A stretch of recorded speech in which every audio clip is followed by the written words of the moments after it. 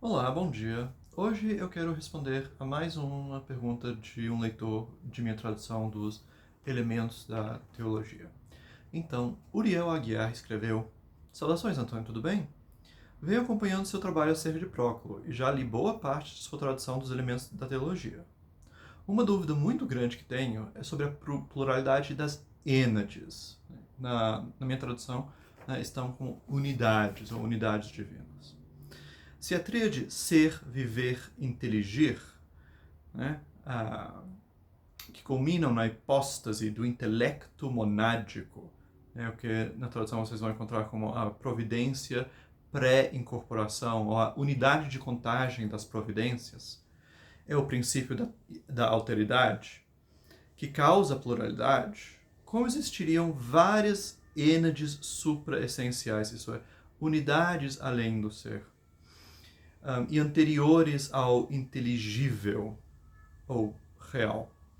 Sei que é uma tentativa por parte de Próclo de preservar o politeísmo e ao mesmo tempo a transcendência divina, mas me parece difícil de digerir tal pluralidade. Se os deuses residissem, entre aspas, no mundo inteligível, como parece ser o caso em Plotino, pareceria ser mais cabível. Ou quizá eu possa ter me colocado em alguns pontos. KKKKKKK. Ok, então vamos lá, ponto por ponto. Então a questão é o princípio da alteridade, vírgula, que causa a pluralidade.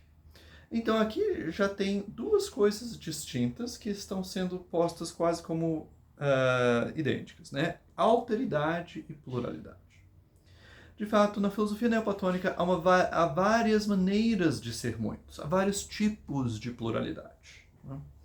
Então, o tipo de pluralidade que é primeiro constituído no nível das providências, do nous, é o que nós chamamos de eide, de realidades universais. Né?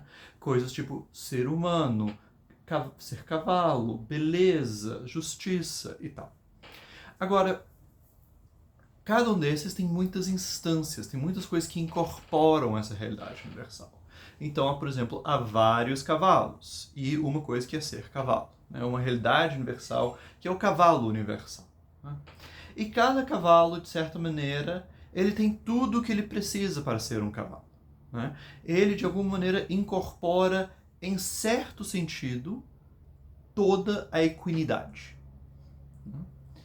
Tem um certo sentido aí, tem coisas que o cavalo universal que um cavalo individual não faz. Então, o cavalo universal, ele não é só a essência abstrata de o que é ser um cavalo, a cavalidade universal também é o princípio que sustenta e garante que sempre hajam cavalos na existência. Né?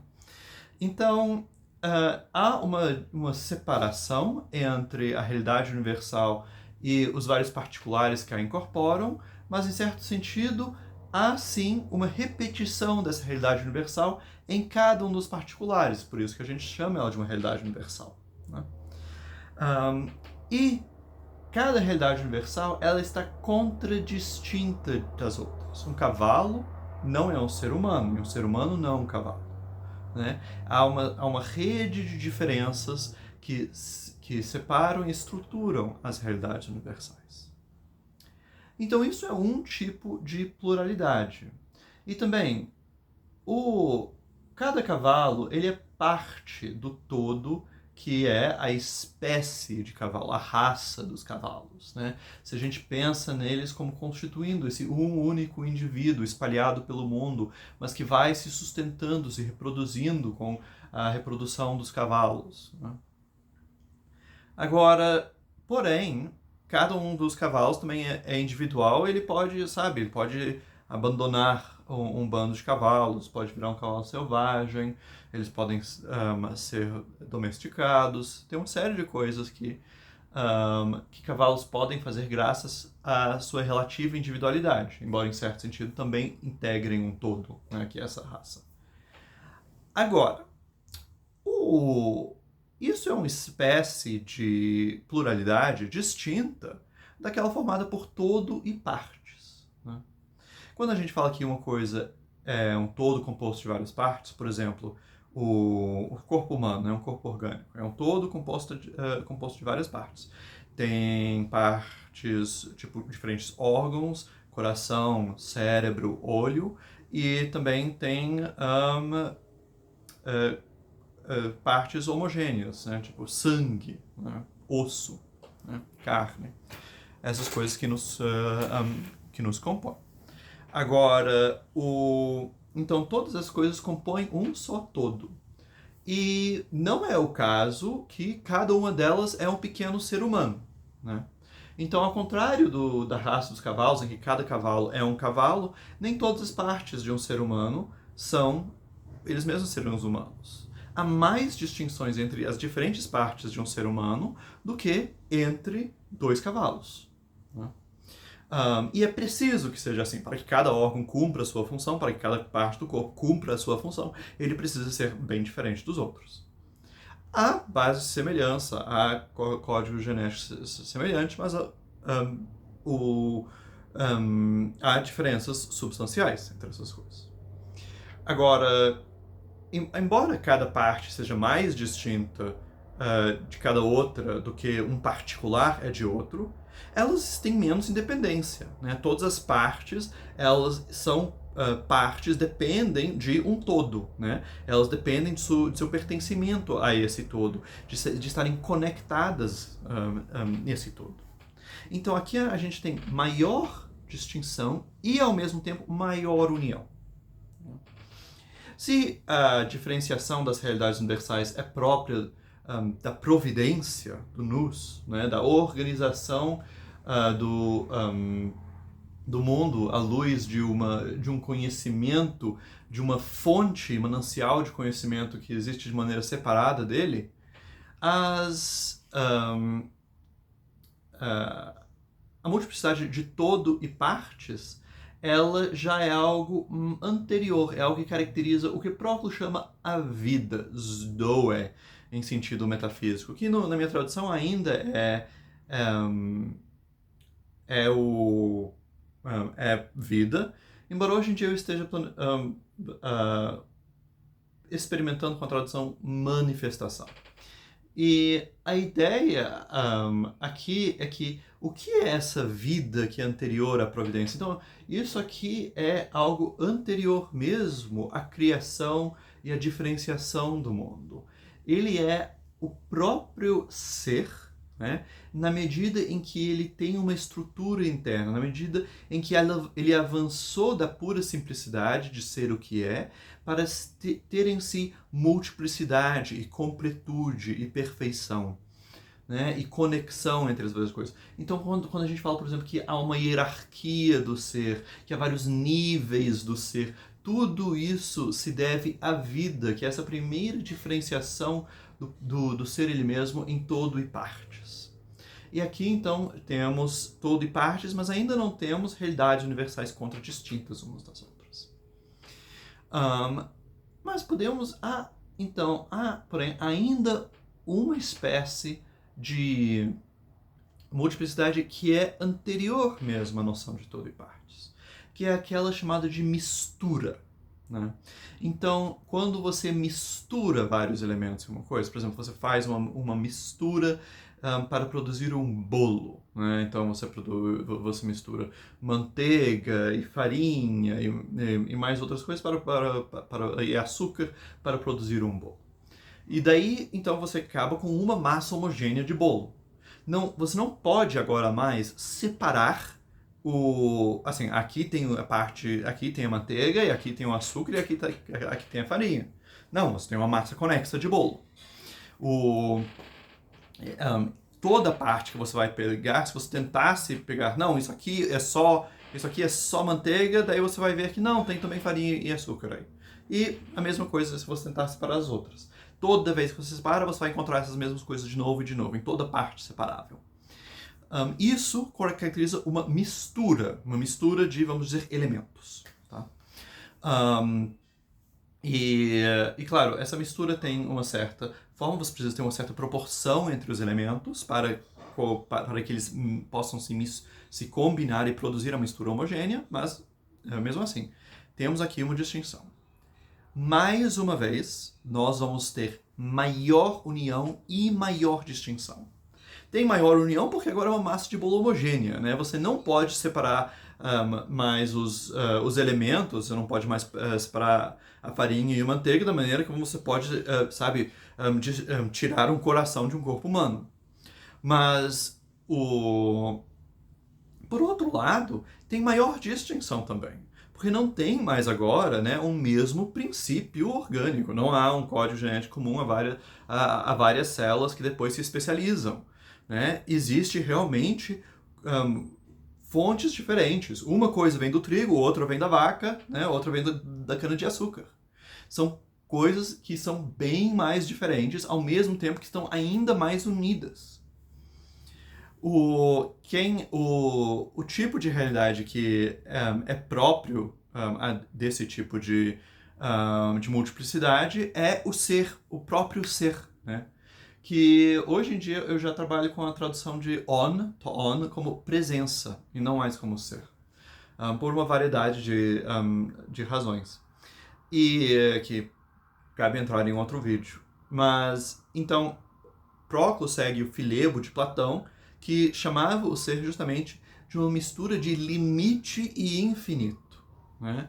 Então, de ser algo determinado, de ter uma natureza, e ao mesmo tempo de ser infinito, de sair de si, de estar presente não só em si mesmo, mas em outros, e de ter outras coisas presentes em si.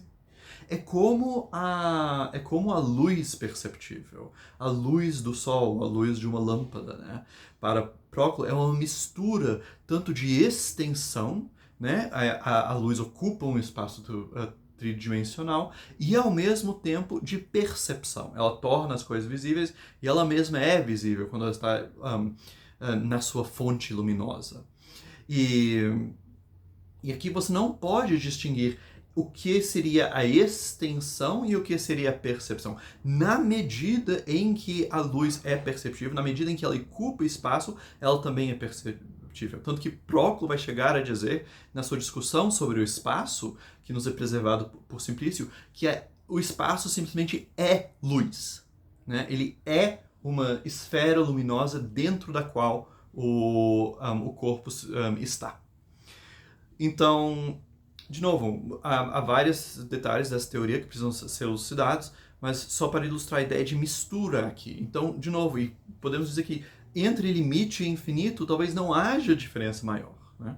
Talvez não haja diferença maior, mas eles estão misturados no ser, na presença. Porque tudo que é presente é si mesmo, mas por ser presente sai de si, está presente, interage com outras coisas, está em outras coisas, e outras coisas estão nele, isso que é para a própria presença. E daí chegamos agora nas unidades divinas, que Proclo nos diz que elas têm uma unidade e multiplicidade, de tal maneira que cada uma das unidades divinas é mais única do que qualquer outra coisa, mas ao mesmo tempo todos estão mais unidos do que qualquer outra coisa. E, de novo, nele não há um relato muito bom. Claro, isso aqui não vai ser uma multiplicidade como uma multiplicidade de objetos no espaço. Não vai ser uma multiplicidade como multiplicidade de categorias nossas de pensamentos, de conceitos, nem como partes de um corpo orgânico, nem como elementos de uma mistura. Ele não nos dá mais informações, realmente. Ele nos dá nomes. Ele diz que a união deles é justamente união, henosis, né? essa unidade de alguma maneira se tornar um. Mas ele também diz que a distinção deles se chama idiotes, né? Que é, então, de ser algo único. Então, idiotes é aquilo que, assim, na gramática estoica, seria aquilo que, numa coisa, nos permite chamá-la com um nome próprio. Né? Então, é esse tipo de unicidade. Então, elas estão maximamente individuais e maximamente unidas. De vez em quando ele usa a expressão que todo Deus está em todos os outros, que também é uma expressão que ele usa, por exemplo, para as unidades de contagem, de ser, vida e providência, ou se você quiser, de presença, manifestação e providência, né? Mas lá é claramente no sentido de serem misturas ou todos de parte. Agora, aqui no caso dos deuses, não vai ser esse tipo, porque esse tipo de multiplicidade e unidade não é constituída para eles ainda. Um, então fica meio abstrato, meio difícil de entender. Você pode dizer, se cada deus está em todos, então, e todos os deuses estão em cada um, então se Zeus vai ter, sabe, Afrodite e Atena nele, e Afrodite e Atena nele tem todos, então eles vão ter Dionísio e Poseidon, e todos vão estar em todos, você vai ter uma multiplicidade infinita. E isso é algo que Proclo ele vai admitir uma certa multiplicidade infinita nos deuses, mas ele vai insistir que isso é uma multiplicidade infinita de potência. E, de fato, no meu comentário aos elementos, eu tendo a interpretar a primeira infinitude, a infinitude primária, que também é potência primária, como essa presença recíproca, ou melhor, dessa existência de cada deus em todos os outros. Isso que seria a infinitude primária. E então isso é o jeito que ele faz. Já Damácio, né, o último chefe da escola platônica em Atenas, ele já tem, por assim dizer, a coragem, ou a ousadia, ou a temeridade filosófica de chamar a multiplicidade dos deuses de infinitamente infinito, de pura multiplicidade. E isso é o que ele faz no seu sobre os primeiros princípios, ou sobre as origens primárias. Um texto, infelizmente, que não temos em português ainda. Mas, enfim, esses então são as maneiras de como os neoplatônicos tardios tendem a falar da multiplicidade das unidades divinas. E deve-se dizer que eles ainda residem no mundo real, né? No que se chama aqui o mundo, no que se chama na pergunta, o mundo inteligível, no ser primário. Proclo, no Elementos da Teologia, ele estabelece que cada unidade divina é incorporada por um ser primário. Esses seres primários são como se fossem, né, as residências primárias dos deuses. Eles estão lá, mas eles têm a sua multiplicidade, eles têm a sua existência anterior aos seres, às presenças primárias, até mesmo para poder explicar a unidade e a individualidade e a diferenciação de cada uma delas. Enfim, como você vê, esse tópico levanta vários outros. Estou sempre aberto a mais perguntas de leitores, mas espero ter dado pelo menos um esboço de resposta aqui. Bom, muito obrigado.